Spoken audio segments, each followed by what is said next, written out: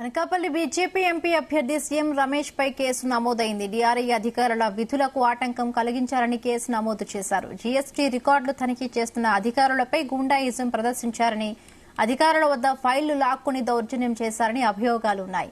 తన సంగతి తెలియదంటూ సీఎం రమేష్ బెదిరింపులకు పాల్పడ్డారనే ఆరోపణలు ఉన్నాయి.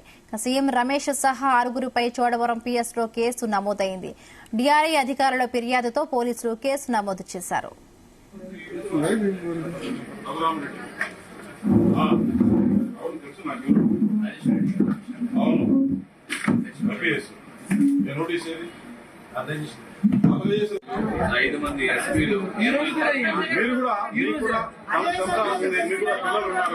అంతేగాని ఈ ఊరిలో పోయి ఉన్న చోడవరంలో పోయి ఈ షాపులో టాక్సీ చేసేది నమ్మ ఎంత ఇసుకలో దోస్తున్నారు, ఆ లిక్కర్లో ఇంత దోస్తున్నారు. ఆ ట్యాక్స్ వ్యవస్థ చూడకుండా లేదా మీకు ఇంటెలిజెన్స్, రెవెన్యూ ఇంటెలిజెన్స్, ఆమె మైనింగ్ లో దోచుకుంటున్నారు. అక్కడ లేదా మీకు ఇంటెలిజెన్స్.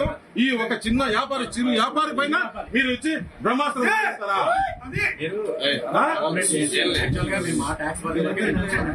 తర్వాత నోటీస్ ఇస్తాం కడతా సార్ ట్యాక్స్. అవును,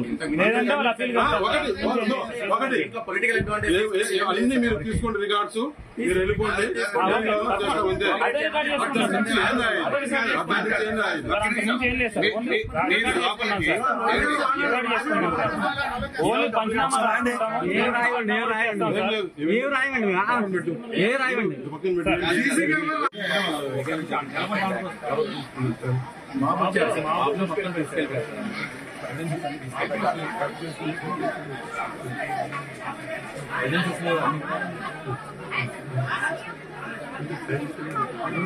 పంచనామా కంప్లీట్ చేసుకుని వెళ్ళాలి సార్. ప్రొసీజర్ ప్రకారం ఎవిడెన్స్ అన్ని తీసుకెళ్ళిపోయారు.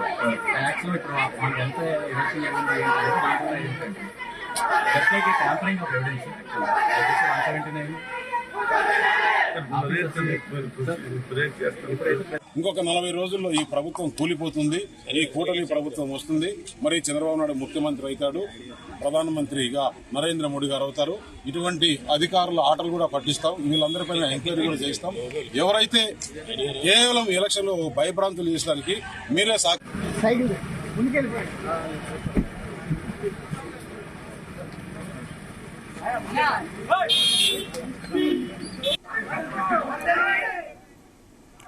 రైట్. ఇదే అంశానికి సంబంధించి మరిన్ని పూర్తి అప్డేట్స్ మా ప్రతినిధి శ్రీనివాస్ ను అడిగి తెలుసుకుందాం. శ్రీనివాస్, చెప్పండి, సీఎం రమేష్ కు డీఆర్ఐ అధికారులకు మధ్య జరిగిన గొడవ ఏంటి?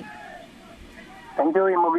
నిన్న అనకాపల్లి కూటమి అభ్యర్థి సీఎం రమేష్ పై కేసు నమోదు ఇప్పుడు అనకాపల్లి జిల్లా అంతా కూడా హాట్ టాపిక్ గా మారింది. నిన్న జరిగినటువంటి ఒక బుచ్చిబాబు ట్రేడర్స్ అనే ఒక కంపెనీపై రెవెన్యూ అధికారులతో పాటు జీఎస్టీ అధికారులు కూడా అక్కడ తనిఖీలు అయితే నిర్వహించారు. అయితే ఎవరైతే ఈ బుచ్చిబాబు ట్రేడర్స్ కు సంబంధించిన ఎండీ గతంలో వైసీపీ పార్టీలో ఉండేవారు, సీఎం రమేష్ అనకాపల్లి టికెట్ ప్రకటించగానే సీఎం రమేష్ ఆధ్వర్యంలో బుచ్చిబాబు అయితే బీజేపీలో జాయిన్ అవ్వడం జరిగింది. అయితే ఈ నేపథ్యంలోనే బుచ్చిబాబు ట్రేడర్స్ పై రాష్ట్ర రెవెన్యూ ఇంటెలిజెన్స్ అధికారులతో పాటు జీఎస్టీ అధికారులు కూడా నిన్న తనిఖీలు అయితే నిర్వహించడం జరిగింది. అసలు ఈ జీఎస్టీ కట్టకుండా కొన్ని బిల్లులు అయితే పాస్ చేస్తున్నారంటూ కూడా వాళ్ళపై వచ్చినట్టు ఆరోపణలతో నిన్న జీఎస్టీ అధికారులతో పాటు రెవెన్యూ ఇంటెలిజెన్స్ అధికారులు కూడా నిన్న తనిఖీలు అయితే నిర్వహించడం జరిగింది. అయితే ఈ నేపథ్యంలోనే సడన్ గా అక్కడికి సీఎం రమేష్ చేరుకోవడంతో ఉద్రిక్త వాతావరణం అయితే చోటు చేసుకోవడం జరిగింది. అక్కడ సీఎం రమేష్ దౌర్జన్యం చేశారంటూ కూడా డీఆర్ఐ అధికారులతో పాటు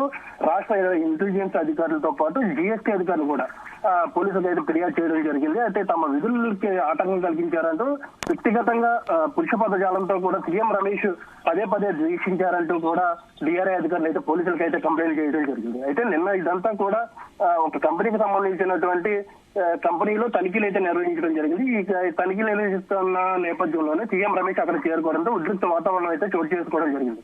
అయితే తమ విధులను కూడా అడ్డుకుంటూ సీఎం రమేష్ పురుష పదజాలంతో పదే పదే ద్వేషించడంతో పాటు మీ అంతు తెలుస్తానంటూ కూడా డీఆర్ఐ అధికారులపై విరుచుకుపడ్డారు సీఎం రమేష్. అయితే ఈ నేపథ్యంలోనే కాస్త ఉద్రిక్త వాతావరణం చోటు చేసుకుంది. టీఆర్ఐ అధికారులకి మధ్య బీజేపీ నేతలు అలాగే సీఎం రమేష్ కూడా రౌడీజం ప్రవర్తించారంటూ కూడా ఈ రోజు అయితే ఉన్నతాధికారులు అయితే పోలీసులకు అయితే ఫిర్యాదు చేయడం జరిగింది. అయితే ఈ నేపథ్యంలోనే డీఆర్ఐ అధికారులు ఇచ్చినటువంటి కంప్లైంట్ ఏదైతే ఉందో దాన్ని బేస్ చేసుకుని 353 సెక్షన్ ప్రకారం సీఎం రమేష్ తో పాటు నలుగురి మీద కేసు నమోదు చేయడం జరిగింది. అయితే ఈ నేపథ్యంలోనే భారీగా పోలీసులు కూడా అక్కడికి చేరుకోవడం జరిగింది. అయితే సీఎం రమేష్ చేసినటువంటి అధికారులపై దూషించడంపై కూడా స్థానికులు అయితే ఆవేదన వ్యక్తం చేస్తున్నారు. ఎక్కడ కడప నుంచి ఇక్కడికి వచ్చి ఈ దౌర్జన్యం చేయడం అంటే అధికారులపైన ఇలా ప్రవర్తించడంపై కూడా స్థానికులు అయితే నివేదిపోతున్నారు. రేపు పొద్దున ఒకవేళ ఆయన ఎంపీగా గెలిస్తే కనుక తమపై కూడా ఇలాగే చేస్తారా అంటూ కూడా సీఎం రమేష్ చేసినటువంటి వ్యాఖ్యలపై స్థానికులు కూడా మండిపడుతున్నారు. Right, thank you Srinivas, thanks for the updates.